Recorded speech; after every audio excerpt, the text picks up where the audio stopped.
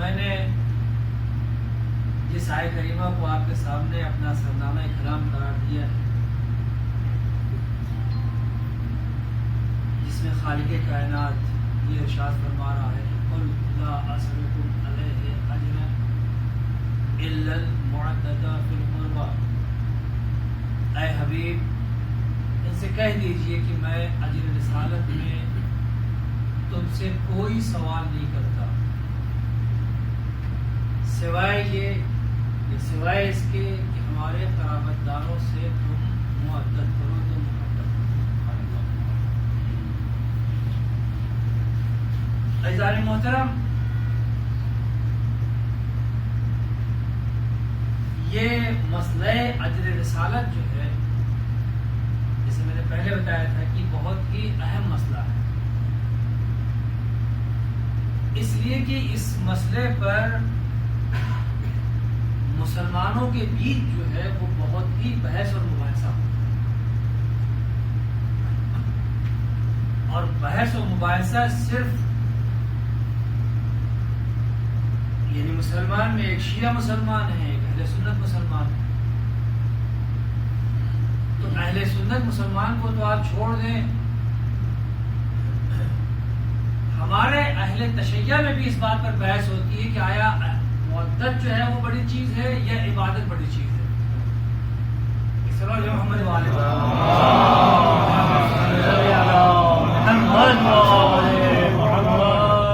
صحیح، بہت بڑا موضوع ہے یہ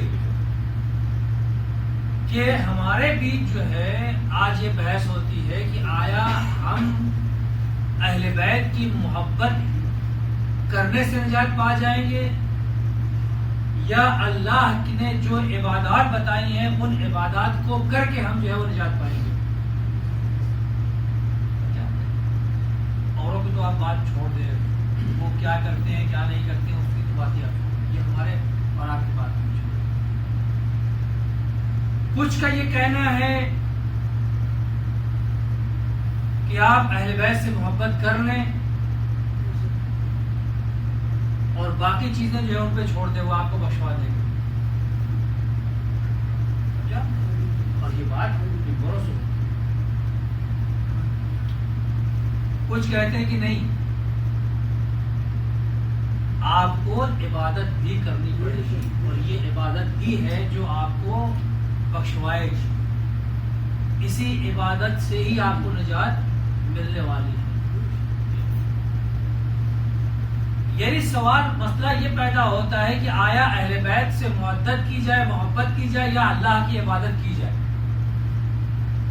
لیکن لفظ یا جو بیچ میں آ رہا ہے معدت یا عبادت، یہ لفظ یا جو آ رہا ہے اس کا مطلب یہ ہے کہ میں آپ سے کہوں کہ میں بولوں یا چپ رہوں، مثال دے رہا ہوں، میں بولوں یا چپ رہوں، اس کا مطلب کیا ہوا کہ اگر میں بولوں گا تو میں چپ نہیں رہ سکتا اور اگر میں چپ رہا تو میں بول نہیں سکتا۔ یعنی دونوں چیزیں الگ الگ ہیں، بولنا الگ چیز ہے اور چپ رہنا الگ چیز ہے۔ یعنی کہنے کا مطلب یہ ہے کہ جو لوگ اس بحث اور مباحثے میں مبتلا ہے کہ آیا اہل بیت کی محبت یا اللہ کی عبادت، گویا وہ لفظ یا لگا کر کے اہل بیت کی محبت کو عبادت سے الگ کر دے رہے ہیں۔ محمد والے محمد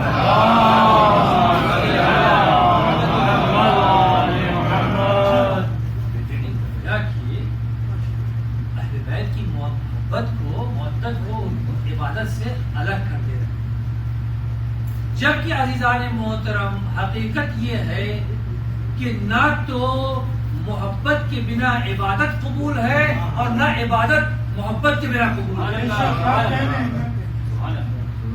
یعنی دونوں چیزیں جو ہیں وہ ایک دوسرے سے مخلوط ہیں، نہ تو آپ عبادت کو مودت سے الگ کر سکتے ہیں نہ مودت کو عبادت سے الگ کر سکتے ہیں۔ جو عبادت کرے گا اللہ کی اس کے لیے ضروری ہے کہ وہ اہل بیت کی مودت اختیار کرے، جو مودت کرے گا اس کے لیے ضروری ہے کہ اللہ کی عبادت۔ محمد والے محمد صلی اللہ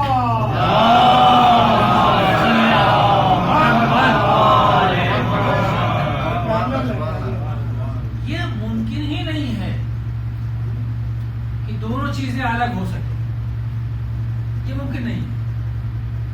لیکن آج کے معاشرے میں ہم کو دیکھنے کو ملتا ہے کہ کچھ ایسے لوگ ہیں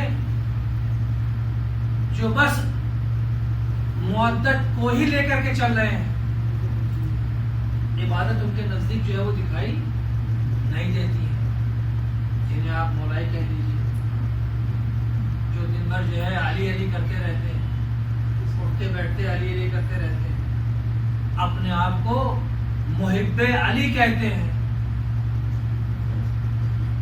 اور اس کے بعد جو ہے ان کا اگر آپ طرز عمل دیکھیں گے تو دور دور تک جو ہے وہ کہیں عبادت نظر نہیں آتی، اور کہتے ہیں کہ بس علی کی محبت ہی جو ہے ہمارے لیے کافی ہے، اور یہی ہم کو جو ہے وہ بخشوائے گی، اور علی کی محبت میں نہ جانے کیا کیا گناہ کر ڈالتے ہیں۔ محمد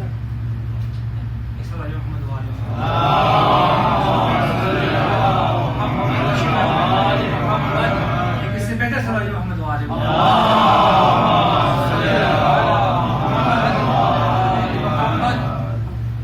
اور کچھ لوگ ایسے ہیں کہ جنہیں اپنی عبادت پر اتنا غرور ہے، اپنی عبادت پر اتنا غرور ہے کہ پھر وہ اہل بیت کی محبت سے دور ہو جایا کرتے ہیں، جبکہ دونوں چیزیں جو ہے وہ ایک دوسرے سے مربوط ہیں، یہ الگ نہیں ہو سکتی۔ جو اہل بیت سے کا چاہنے والا ہوگا وہ عبادت کرے گا، اور جو عبادت کرے گا وہ اہل بیت کا چاہنے والا ہوگا۔ یعنی اگر لفظوں کو بدل دیں تو جو حسینی ہوگا وہ نمازی ہوگا، جو نمازی ہوگا وہ حسینی ہوگا۔ سلام محمد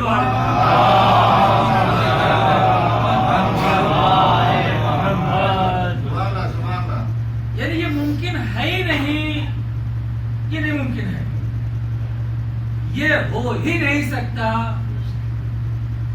کہ کوئی حسینی ہو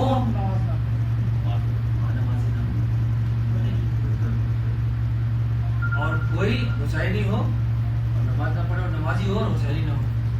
اگر نمازی ہے اور حسینی نہیں ہے تو نماز اس کے منہ میں مار دی جائے گی۔ واہ واہ۔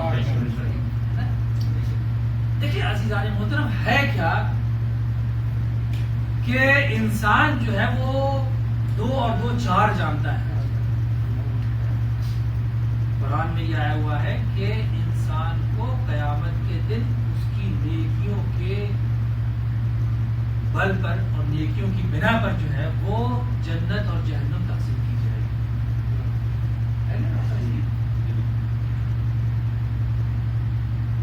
اور کیسے تقسیم کی جائے گی کہ جس کی جو ہے وہ نیکیاں زیادہ ہوں گی گناہوں کے مقابلے میں، اس کو اللہ جو ہے وہ جنت میں بھیجے گا، اور جس کی برائیاں جو ہے وہ نیکیوں سے زیادہ ہوں گی، نیکیاں کم ہوں گی برائیاں زیادہ ہوں گی، تو وہ جہنم میں ڈال دیا جائے گا۔ اچھا، یہ ہماری اور آپ کی نیکیاں اور برائیاں کون کر رہا ہے، گن کون رہا ہے؟ تو اللہ نے 2 فرشتوں کو بٹھا دیا ہے، ایک آپ کے دائیں شانے پر ہے اور ایک آپ کے بائیں شانے پر ہے۔ ایک سوال ہے محمد والے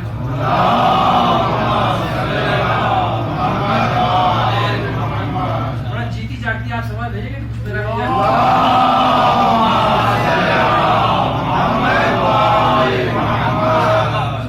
میرا تھوڑا سا جو ہے آج ویکینڈ ہے، اگر دیر ہو جائے تو مجھے معاف کیجیے گا۔ مجھے جو ہے وہ 9:45 بجے ممبر ملا ہے، یہ سب محمد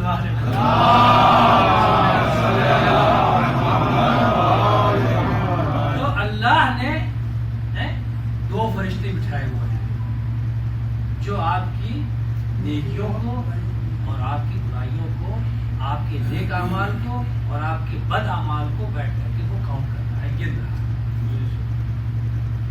اچھا، تو گن کیسے رہا ہے؟ مطلب روایتوں میں ملتا ہے کہ صاحب وہ آپ کے گناہوں کو لکھتا رہتا ہے اور نیکیوں کو لکھتا رہتا ہے۔ تو لکھتا کیا رہتا ہے؟ آج کے زمانہ، آج کا دور جو ہے کمپیوٹر کا دور آ گیا ہے، کہ جب اللہ کے بنائے ہوئے انسان کا دماغ اتنا آگے بڑھ گیا کہ دنیا یہاں تک پہنچ گئی ہے اور اب تو بڑے بڑے حسابات جو ہے وہ منٹوں میں ہو جایا کرتے ہیں نا.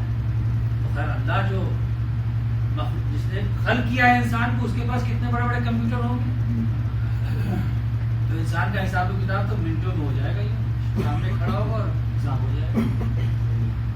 اب آپ تصور کریں کہ جب قرآن میں آیا ہوا ہے کہ اللہ جو ہے وہ سریع الحساب ہے، اللہ جو ہے وہ بہت جلدی حساب کرنے والا ہے.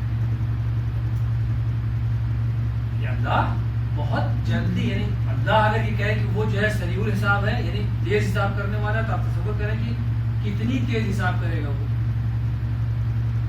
اور اتنی تیز حساب کرنے کے بعد بھی قرآن یہ کہتا ہے کہ قیامت کا جو ایک دن ہوگا وہ 50,000 کے برابر ہوگا، یوم کے برابر ہوگا، یعنی 50,000 دن کا جو ہے وہ 50,000 سال کا جو ہے وہ ایک دن ہوگا. 50,000 سنہ ہے.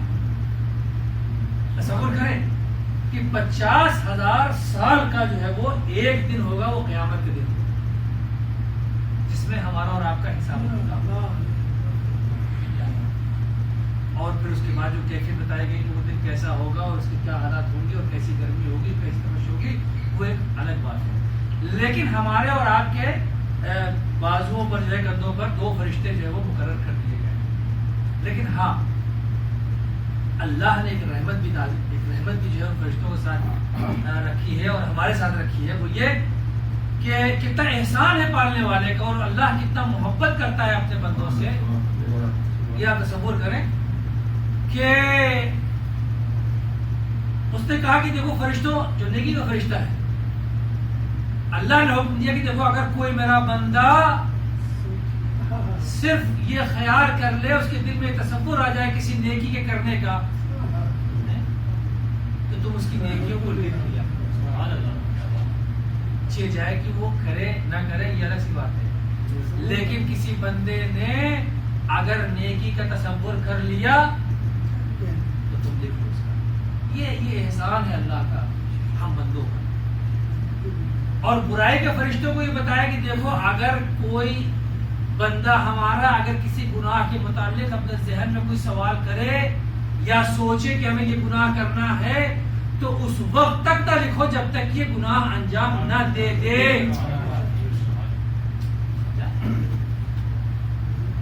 یہ جھوٹ جو ہے وہ اچھا، اسی میں مجھے آ جائے اندر آئے سمجھ محمد والے محمد آئیے تشریف لائیے. کس سے بہتر سمجھ محمد والے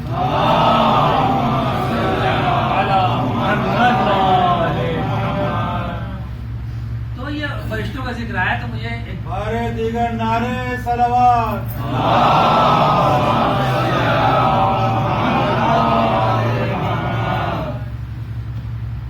چھٹے امام کی ایک روایت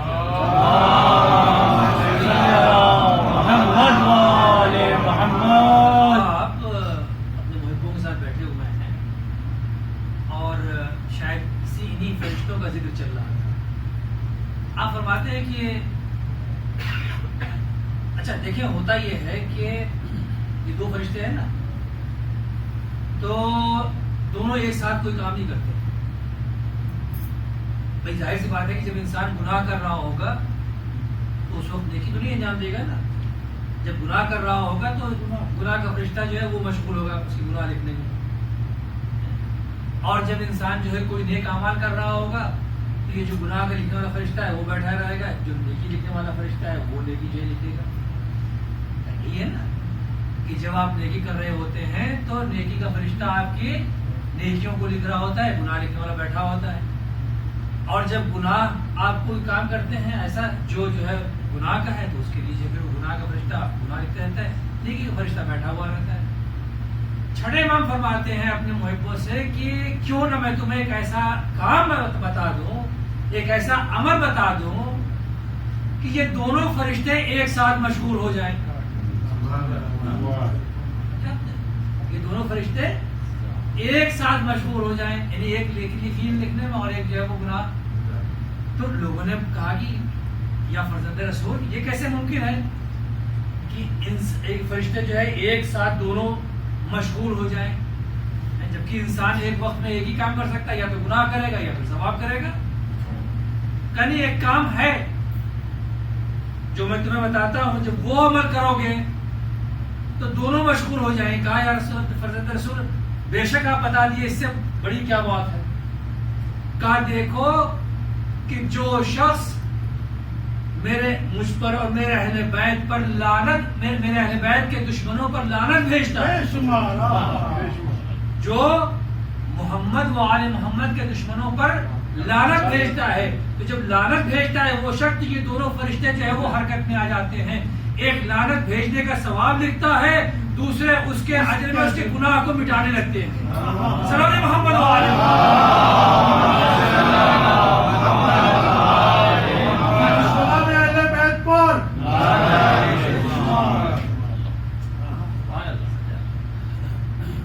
تو یہ اہل بیت پر لعنت بھیجنا جو ہے وہ ایسے ہی ہے کہ اس میں دونوں فرشتے جو ہے وہ مشغول ہو جائے کرتے ہیں.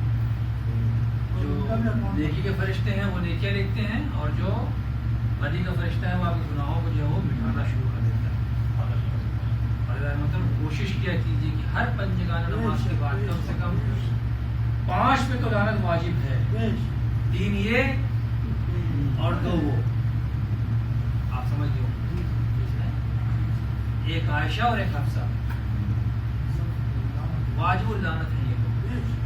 یہ صلی محمد و آل محمد. تو عزیزان محترم، میں یاد کر رہا تھا کہ انسان جو ہے وہ یہ سوچتا ہے کہ اسے جنت اور جہنم جو ہے اس کے گناہوں کی گنتی کے اعتبار سے ملے گی. اگر اس کی نیکیاں زیادہ ہوں گی اور گناہ کم ہوں گے تو اس کو جو ہے وہ جنت نصیب ہوگی، اور اگر اس کے گناہ زیادہ ہوئے اور نیکیاں کم ہوئی تو اسے جہنم ملے گا. یعنی مثال کے طور پر اگر کسی انسان کے جب گناہ اور عذاب جو ہے وہ کاؤنٹ کیے، اس کے ثواب اور عذاب جو ہے کاؤنٹ کیے گئے تو معلوم ہوا کہ اس کی نیکیاں جو ہے وہ 51% ہے، 51% ہے، گناہ جو ہے وہ 49% ہے. تو معلوم یہ ہوگا کہ 1% نیکیاں اس کی جو ہے وہ زیادہ ہے. ٹھیک ہے، اب وہ قرآن کی روح سے جو ہے وہ جنت کا حقدار ہو گیا. اور اس کے عکس مان لیجئے کسی کی 51 جو ہے وہ گناہ ہے اور 49 نیکیاں ہیں، تو پھر وہ سیدھے جہنم میں. تو یہ تو عزیزان محترم انسان کے اعمال ہو گئے. لیکن مشکل یہ ہوتی ہے کہ اسی فارمولے کو لوگ عقائد پر بھی جو ہے وہ اطلاق کرتے ہیں. یعنی یہ جو ہے عمل آپ کا ہے، ٹھیک ہے، عمل آپ کی نیکیاں اچھی ہیں، آپ کو جو ہے وہ جنت ملے گی. نیکیاں آپ کی زیادہ ہے گناہوں سے، آپ کو جنت ملے گی. آپ کے جو اعمال بد ہیں وہ نیکیوں سے زیادہ ہیں، آپ کو جہنم ملے گی. لیکن عزیزان محترم یہ چیز جو ہے وہ آپ کے عقائد پر نہیں ڈیپینڈ کرتی ہے. ایسا نہیں ہے کہ جو شریعت ہے، جو عقائد ہیں، یا مثلا مان لیجیے قرآن جو ہے وہ بسم اللہ سے شروع ہو کر کے والناس پہ ختم ہوتا ہے. تو اب قرآن میں بسم اللہ سے لے کر کے والناس تک جتنے بھی احکام ہیں، جتنی بھی آیتیں ہیں، اس میں ایسا نہیں ہے کہ آپ آدھے پر آپ کا ایمان ہے اور آدھے پر ایمان نہیں ہے تو آپ کا جو ہے کام چل جائے گا. ایسا نہیں ہے کہ اگر 51% جو ہے قرآن میں جو آیتیں ہیں اس کو آپ مان رہے ہیں، جو 41% ہے اس کو آپ نہیں مان رہے ہیں، تو آپ جو ہے وہ صحیح ہے. نہیں، قرآن کے سلسلے میں ہے، عقائد کے سلسلے میں. عقائد کہاں سے آتا ہے؟ قرآن سے آتا ہے. اگر قرآن کی کسی ایک آیت پر بھی آپ کا ایمان نہیں ہے، قرآن کسی ایک آیت پر بھی اگر آپ کا یقین نہیں ہے، عقیدہ نہیں ہے، تو پھر آپ کے عقائد جو ہے وہ درست نہیں ہے. جب آپ کے عقائد درست نہیں ہوئے تو پھر آپ کے سارے اعمال جو ہے وہ ضائع ہو جائیں گے. سلام محمد و آل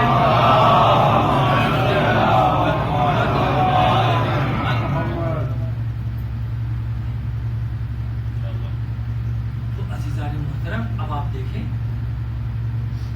کہ جو لوگ، اب یہ جو آیت میں نے پڑھی ہے قرآن کی جو آیت ہے نا، اگر اس آیت پر قل لا اسألکم علیہ اجرا الا المودۃ فی القربى، اس آئے مودت پر اگر کسی مسلمان کا یقین نہیں ہے تو اس کا مطلب یہ ہے کہ اس کے عقائد درست نہیں ہیں. اگر کوئی مسلمان اس آیت کے ذیل میں اجر رسالت ادا نہیں کر رہا ہے تو اس کا مطلب یہ ہوا کہ پھر وہ اس کا قرآن کی کسی ایک آیت پر جو ہے عقیدہ نہیں ہے. اور جب وہ کسی آیت پر عقیدہ نہیں ہے تو پھر آپ اعمال تو چھوڑ دیجئے، پھر آپ مسلمان نہیں رہ پائیں. اس لیے کہ قرآن کی آیت کیا، قرآن کے ایک ایک حرف پر آپ کا ایمان ہونا چاہیے. قرآن کے ایک ایک حرف پہ آپ کا ایمان ہونا چاہیے. اب عزیزان محترم، اگر کوئی انسان بنا اجر رسالت ادا کیے ہوئے نمازیں پڑھے تو پڑھتا رہے، کوئی انسان اگر بنا اجر رسالت ادا کیے ہوئے روزہ رکھے تو رکھتا رہے، حج کرے تو کرتا رہے، زکات دے تو دیتا رہے، جہاد کرے تو کرتا رہے، اس کا جہاد قابل قبول نہیں ہو سکتا ہے. صلوات محمد و آلہ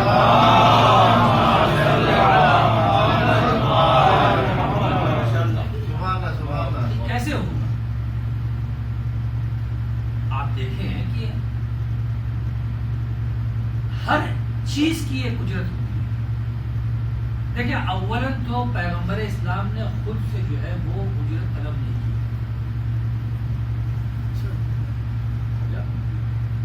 یعنی رسول نے یہ نہیں کہا کہ آپ مجھے آ کے اجرت دو، جو میں نے رسالت کے کام انجام دیے اس کے بدلے میں جو ہے اجرت چاہتے ہیں. نہیں، بلکہ آپ خود جو ہے وہ اجرت دینے کے لیے آئے تھے. مسلمان خود جو ہے وہ اجرت دینے کے لیے پیغمبر اسلام کے در پر آیا تھا. رسول نے اجرت نہیں طلب کی تھی. آپ کہیں بھی کسی بھی تاریخ میں نہیں ملتا کہ رسول نے خود سے جو ہے اجرت طلب کی. نہیں، لوگ جو ہے وہ آئے تھے کہ یا حبیب کبریا یا رسول اللہ، ہم سب چاہتے ہیں کہ آپ کو اجر رسالت ادا کریں. یہ چاہتے تھے کہ کچھ سونا دے کر کے، کچھ دولت دے کر کے جو ہے وہ رسالت کی اجرت کو جو ہے تمام کر دیں. عزیزان محترم، دیکھیں، اجرت جو ہے معین ہوتی ہے کسی چیز کی قیمت کے مطابق. جو چیز جتنی قیمتی ہوگی اس کی اجرت اتنی زیادہ ہوگی. یعنی ایسا نہیں ہے کہ اگر مان لیجئے کہ ایک گولڈ کی گھڑی ہے تو اس کو آپ جا کر کے جو ہے کسی حدید کی گھڑی کے مقابلے میں جو ہے بیچ دیں، اس کی اجرت لے لیں. اگر ایک مزدور ہے تو اس کی اجرت کچھ اور ہوگی، اگر ایک انجینئر ہے تو اس کی اجرت کچھ اور ہوگی. ایک اگر مان لیجئے کمپاؤنڈر ہے تو اس کی اجرت کچھ اور ہوگی، ایک سویپر ہے اس کی اجرت کچھ اور ہوگی، ایک ڈاکٹر ہے اس کی اجرت کچھ اور ہوگی. انہی ڈاکٹروں میں اگر کوئی اسپیشلسٹ ہے تو اس کی اجرت اور ہوگی. یعنی ہر انسان کے عمل کے اعتبار سے اس کی اجرت جو ہے مقرر ہوتی ہے. عزیزان محترم، اگر اہل بیت کو سمجھنا ہے تو بس اس سے سمجھ لیجئے کہ اللہ نے رسول کی رسالت کی اجرت میں اہل بیت کی محبت کو مانگا ہے. تصور کریں کہ اہل بیت ہے کیا، اور صرف عزیزان محترم رسول کی رسالت کے بدلے میں نہیں مانگا ہے بلکہ آدم کی رسالت. آپ دیکھیں، رسول کو پیغمبر اسلام کیا ہے؟ صاحب، یہ سردار انبیاء ہیں، یہ سردار رسول ہیں. یعنی آدم کو نبوت ملی تو محمد کے صدقے میں، نوح کو نبوت ملی تو محمد کے صدقے میں، ابراہیم کو نبوت ملی تو محمد کے صدقے میں، موسیٰ کو نبوت ملی، رسالت ملی محمد کے صدقے میں، عیسیٰ کو نبوت ملی محمد کے صدقے میں. یعنی 1,24,000 نبیوں کو نبوت ملی تو محمد کے صدقے میں. محمد کی اجرت کیا اللہ طلب کر رہا ہے؟ اہل بیت کی محبت طرف. اب تصور کریں کہ اہل بیت کی قیمت کیا ہے. صلوات محمد و آلہ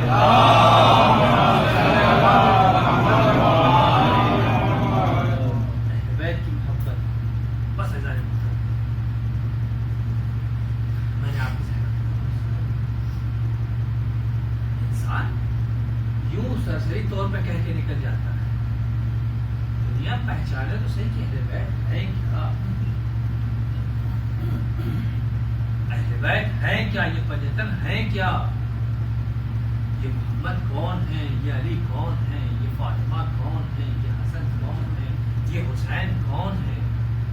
عزیزان محترم، یہ وقت نہیں تھا، یہ پنجتن تھے. یہ سورج نہیں تھا، پنجتن تھے. یہ رات نہیں تھی، پنجتن تھے. یہ زمین نہیں تھی، پنجتن تھے.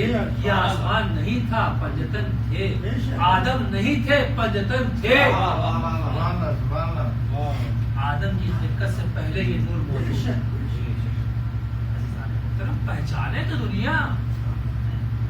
آج ہم اگر اہل بیت کے فضائل بیان کرتے ہیں تو لوگ کہتے ہیں کہ آپ جو ہے وہ غلو کو بیان کرتے ہیں. آپ غلو کو بیان کرتے ہیں. یہ اہل بیت اسی منزلت اور اسی فضیلت کے لائق ہے ہم بیان کرتے ہیں. اور زیادہ محترم، سچ تو یہ ہے کہ ہمارے ذاکرین میں وہ قوت نہیں ہے کہ اہل بیت کے فضائل کو بیان کر سکتے ہیں، جس کے بارے میں محمد مصطفیٰ صلی اللہ علیہ وسلم خود یہ کہہ رہے ہوں کہ یا علی، اگر میں آپ کے تمام فضائل اس دنیا والوں کے سامنے بیان کر دوں تو مجھے ڈر ہے کہ یہ کہیں آپ کو اللہ نہ سمجھ جائے، کہیں گمراہ نہ ہو جائے، یہ گمراہ نہ ہو جائے. اور حقیقت تو یہ ہے کہ اہل بیت اور مولا کائنات کی فضیلت نہ بیان کرنے کے بعد بھی یہ قوم بہہ گئی، یہ قوم گمراہ ہو گئی جس نے اللہ کو خدا مانا، علی کو خدا مانا. تصور کریے کیا یہ لوگ کون؟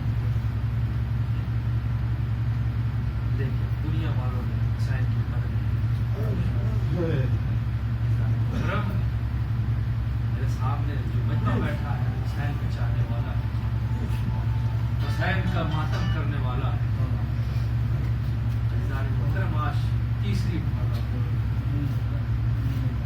روایتیں بتاتی ہیں کہ آج کے دن کربلا میں یزید کی فوجوں کا آنا شروع. تصور کریں انشاءاللہ بہت مساف ہوں گے، بہت بس تصور شاید. 2 محرم کو یہ قافلہ کربلا کے میدان میں پہنچا ہے. حسین نے عباس کو حکم دیا کہ بھیا عباس خیموں کو نصب کرو. جناب عباس نے خود اپنے ہاتھوں سے قناتیں لگائی ہیں، خیمے لگائے ہیں، تمام حسین کے چاہنے والوں کے ساتھ مل کر کے. اور جب 3 محرم آئی اور جب لشکر آیا تو لشکر والوں کا لشکر کے سردار نے آ کر کے عباس سے کہا عباس یہاں سے خیمے ہٹا لو. عباس سے کہہ رہے خیمے ہٹا لو. اس عباس نے کل یہاں خیمے نصب کیے تھے، دریا کے کنارے خیمے نصب کیے تھے تاکہ حسین کے چھوٹے چھوٹے بچوں کو گرمی کا احساس نہ ہو سکے، تاکہ مقدرات عصمت و طہارت کو پیاس کا غلبہ نہ ہو سکے. آج یہ فوج یزید کہہ رہی ہے خیمے ہٹا لو. عزیزان محترم، عباس کو جلا لا، عباس کو غصہ آ گیا، جلا لا. عباس نے کہا کس کی مجال ہے جو حسین کے خیمے کو یہاں سے ہٹا؟ کس کی مجال ہے کہ عباس کے رہتے اور حسین کے خیمے ہٹا دیے جائیں؟ شیر بفر کے کھڑا ہو گیا. عزیزان محترم، عباس کا ہاتھ دستے تلوار پر تلوار عباس نے نکالی. حسین دور کھڑے ہوئے اس منظر کو دیکھ رہے.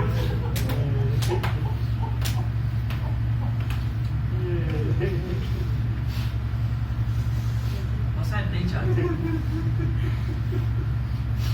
کربلا کی جنگ کا موضوع بدل جائے، کربلا کی جنگ کی تاریخ بدل جائے. میں کہوں گا حسین بڑھ کر کے عباس کو روک لیجیے،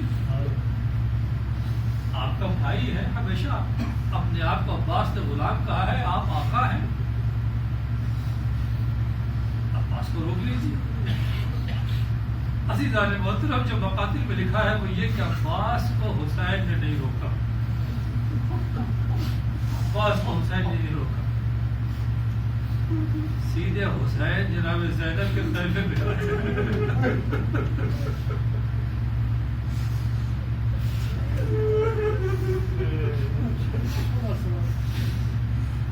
زینب کے خیمے میں آنے کے بعد کہتے ہیں بہن زینب تمہارے شیر کو جلال آ گیا، عباس کو جلال آ گیا، اے بہن زینب عباس کو روک، میں نہیں چاہتا کہ جنگ جو ہے وہ اس مسئلے میں شروع ہو جائے۔ زینب کہتی ہے حسین تو اس میں کون سی بڑی بات ہے، آپ بھائی ہے روک لیجیے۔ عباس نے حسین کہتے نہیں زینب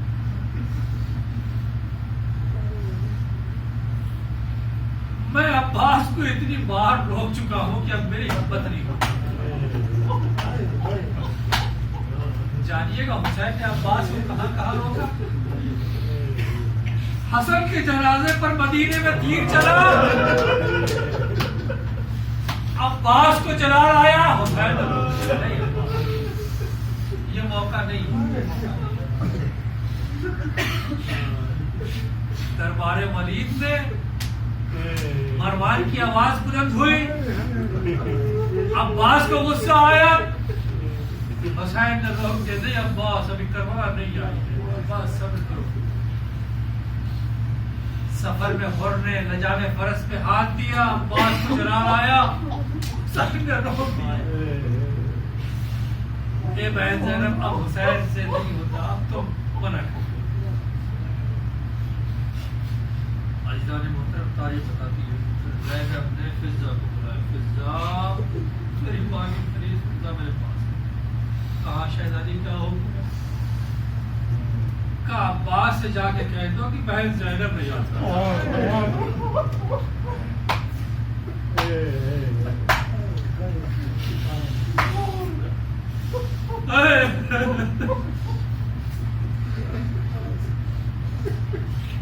عباس سے کہہ دو تمہیں زینب نے یاد کیا ہے۔ تصور کریں کہ عباس کس غضب کے عالم میں تلوار بڑے سوار ہیں، اور اس کے بعد جیسے ہی آ کر کے فضا کہتی ہے عباس تو تمہیں بہن زینب نے یاد کیا، بس ایک مرتبہ عباس کے بدن میں روشن، عباس کا جسم کانپنے لگا، جلدی سے گھوڑے سے نیچے آئے، آنے کے بعد جا کر کے زینب کے خیمے میں پہنچے۔ عزیزان محترم حسین نے کہا عباس نہیں، یہ موقع نہیں ہے، دیکھیے جنگ کی۔ عزیزان محترم عباس کا جنگ کرنے کا حوصلہ پورا نہیں ہو سکا، عباس اس انتظار میں تھے کہ کبھی تو حسین ہمیں تلوار دیں گے، کبھی تو ہمیں حسین تلوار دیں گے۔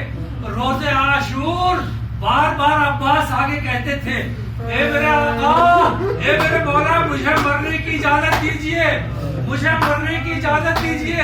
ہمیشہ حسین یہی کہتے تھے عباس تم ہمارے لشکر کے سردار ہو، ہم تمہیں کیسے مرنے کی اجازت دیں؟ ایک بار تو عباس کہتے ہیں بھیا اب لشکر کہاں رہا، جو حسین جو عباس اس کی سرداری کرے۔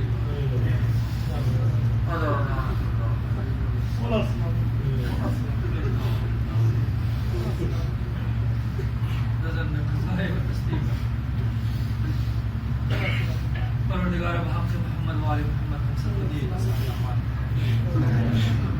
واسطہ، ہم سب پردیس ہم سب کو صاف کر دے، بارے کربلا والوں کے صدقے میں ہمارے بیمار شفا کر، پروردگار جو بے روزگار ہیں جو روزگار پروردگار کے واسطہ ہے محمد والے محمد ہم سب کو نمازی کرا دے، جو نمازی انہیں وقت نماز پڑھنے کی توفیق عطا کرے۔ پروردگارہ جب امام زمانہ کا ظہور ہو تو ہمیں ان کی زیارت نصیب ہو، پروردگارہ ہم سب کو ان کے ناصرین میں شمار کر، ہمارے راحت جو واسطہ ہے محمد والے محمد کا ہمارے اور ہمارے دین کا سایہ ہم پر قائم اور قائم۔ معبود اہل بیت کے چاہنے والوں کو صحیح سلامت پروردگارہ کی جان و مال ناموس کی حفاظت، ہمارے راجہان حابشیان اہل قرار اور بیت عزادار نے مزرعہ کربلا فرش عزا کو بچھائے ہوئے ہیں پروردگار اس فرش عزا کو قائم اور دائم رکھنا وہ اس کی حفظ سے حفاظت کرنا پروردگار جو واسطہ ہے محمد وال محمد کا جو مومنین بھی اس فرش عزا کو بچھانے میں کسی بھی طرح سے مدد کر رہے ہیں کسی بھی طرح سے مدد کر رہے ہیں ان کے رزق میں اور اضافہ فرما ان کے بچوں کو ان کی اولادوں کو نیک اور صالح بنا